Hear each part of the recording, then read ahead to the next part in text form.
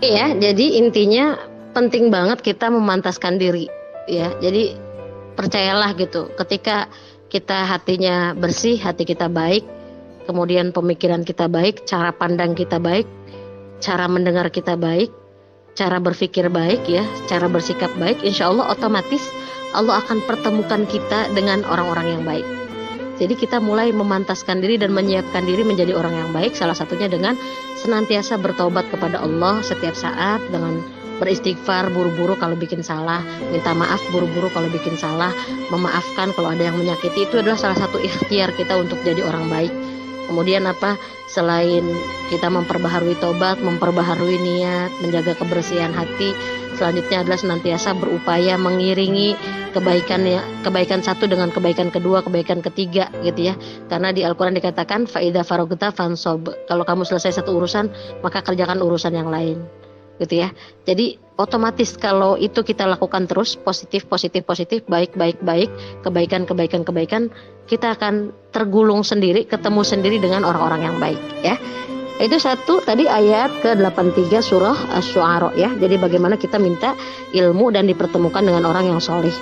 Kemudian di ayat 84-nya doa selanjutnya, ini juga visioner banget doanya. Bismillah. Waja'alli, dan jadikan bagiku lisana sidqin, buah tutur kata yang baik. Lisan itu apa? Lisan ya, buah tutur kata lisan, sidqin itu yang baik, yang benar. Fil akhirin, kepada orang-orang yang datang kemudian. Jadi kita minta nih, setelah kita minta supaya punya ilmu dan senang mengamalkan, kemudian otomatis kalau udah punya ilmu, udah ngamalin kebaikan, otomatis nanti akan ketemu dengan orang yang soleh, komunitas yang soleh. Kalau udah ketemu komunitas yang soleh, kita minta apa lagi? Minta supaya apa, buah tutur kata kita itu, buah tutur kita yang baik ini apa ya, jadi jadi kenangan. Jadi kenangan yang baik untuk orang-orang sesudah kita. Karena setiap kita adalah teladan untuk generasi sesudah kita. Jadi apa yang terucap saat ini, ya bagaimana sikap kita saat ini, itu adalah teladan untuk orang-orang setelah kita. Itu makanya pentingnya kita menciptakan apa ya, generasi yang lebih baik. Senantiasa dengan cara apa? Kita memperbaiki diri kita dulu aja, sibuk memperbaiki diri sendiri. Kenapa? Karena kita akan selalu menjadi teladan, ukuran, pantauan orang lain. Contoh, hal sepele ya, misalnya kalau ada yang bersin, bilang alhamdulillah. Dimanapun teman-teman dengar alhamdulillah, ucapkan yarhamukallah untuk laki-laki, semoga Allah menyayangimu. Kalau perempuan, yarhamukillah, semoga Allah menyayangimu. Kemudian yang bersin ucapin lagi yahdikumullah, semoga Allah memberikan hidayah kepadamu. Itu adalah aplikasi sunnah Rasulullah ya. Bagaimana Islam begitu rahmatan lil alamin. Siapapun yang assalamualaikum, jawab waalaikumsalam ya. Siapapun itu, karena Islam itu agama cinta. Cinta itu dia tidak punya tujuan apapun, dia tidak memilah-milih siapapun. Karena cinta itu kan dia global ya, umum gitu. Nah makanya kita ingin kita nih, lisan kita, buah tutur kata kita itu jadi buah tutur kata yang baik bagi siapa? Bagi orang-orang sesudah kita. Jadi kalau misalnya kita meninggal, kita pengennya ketika kita meninggal tuh orang nyebutnya kebaikan kita aja gitu, jangan keburukan kita. Tapi otomatis sih ketika kita menjaga pikiran kita, sikap kita, kata-kata kita yang baik, insya Allah kita akan dibicarakan juga yang baik-baik gitu ya. Kalau misalnya ada yang misalnya kemudian dibicarakan kita yang buruk, nggak apa-apa, is okay. Kan tadi kita udah bahas kemarin ya, mereka yang zalim kepada kita, yang membicarakan buruk kepada kita, mereka sedang mentransfer pahala kebaikannya untuk kita. Jadi kita berterima kasih gitu ya. Jadi kalau cara pandang kita akhirat kayak gitu. Jadi kita justru malah alhamdulillah dong ya, kita dapat transferan kebaikan gitu loh. Jadi karena kita cara pandangnya, cara pikirnya udah baik gitu, insya Allah ya. Jadi makanya minta apa? Yang ketiga, kita minta supaya kita jadi buah tutur kata yang baik untuk orang sesudah kita. Di ayat 85-nya, waja'alni min warathati jannatin na'im. Waja'alni, dan jadikan aku min warasah, termasuk yang mewarisi jannatin na'im, surga yang penuh kenikmatan. Jadi yang keempat, kita minta kepada Allah supaya kita termasuk daripada pewaris surga yang bisa merasakan nikmatnya tinggal di surga yang penuh dengan berbagai kenikmatan. Amin Allahumma amin. Jadi visioner kan, Jadi goalnya itu bukan sukses di dunia, punya perusahaan berapa, punya tabungan berapa, tapi goalnya adalah bagaimana kita bisa masuk surganya Allah, merasakan kenikmatan-kenikmatan yang abadi. Karena kenikmatan di dunia kan gak ada yang abadi, semua ada limitnya, ada batasnya. Kalau sudah diputus sama kematian, selesai kontraknya gitu ya. Jadi itu yang kita minta, supaya kita bisa termasuk, semoga kita termasuk jadi ahli pewaris surga. Amin Allahumma amin. Doanya cakep banget kan? Ya.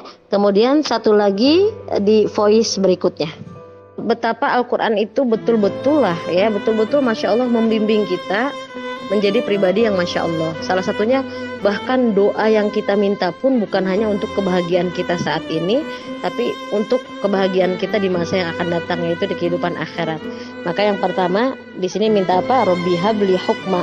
Ya, jadi yang pertama kali yang harus kita minta adalah apa? Di sini diajarkan yang diminta adalah hukma, pengetahuan. Karena di dalam hadisnya apa? Hadis atau apa ya? Nanti tolong dikoreksi. Man arada dunya fa'alaihi bil ilmi. Hadis atau perkataan ya? Tolong ya para ustazah, nanti koreksi saya. Siapa yang pengen dunia, maka hendaklah dia punya ilmu.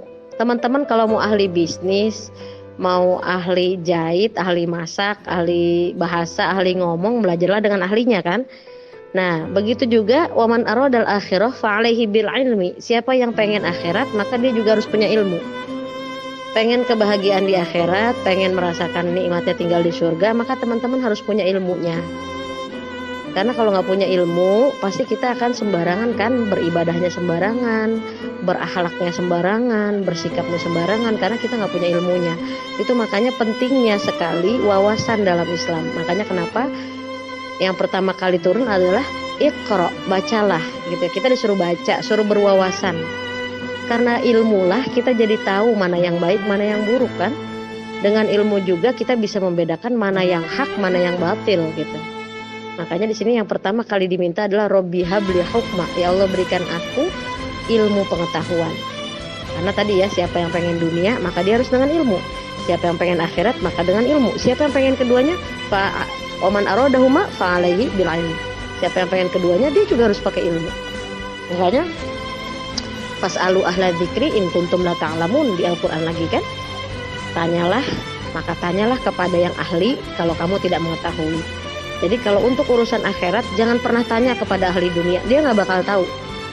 Untuk urusan akhirat tanya kepada mereka yang sudah sejak lama belajar ilmu agama. Mereka sangat tahu tentang kehidupan akhirat. Untuk masalah dunia tanyalah kepada ahli dunia. Jadi harus tahu gitu porsinya, kepada siapa kita bertanya. Nah, satu ya, setelah kita membekali diri kita dengan ilmu, nah baru dah tuh ya, kita bisa bedain mana yang baik dan yang buruk. Maka doa selanjutnya apa? Wa alhiqni bisolihin, dan pertemukan aku, masukkan aku bisolihin, dengan orang-orang yang soleh, bersama orang-orang yang soleh. Masya Allah ya, karena tujuan kita adalah jannah. Siapa yang punya tujuan mau masuk neraka di sini? Pasti nggak ada kan? Semua pasti pengen merasakan nikmatnya tinggal di surganya Allah. Maka supaya kita bisa merasakan nikmatnya masuk surganya Allah, salah satunya adalah selain kita berilmu, belajar ilmu agama, belajar Al-Quran, As-Sunnah, memahaminya, mengamalkannya.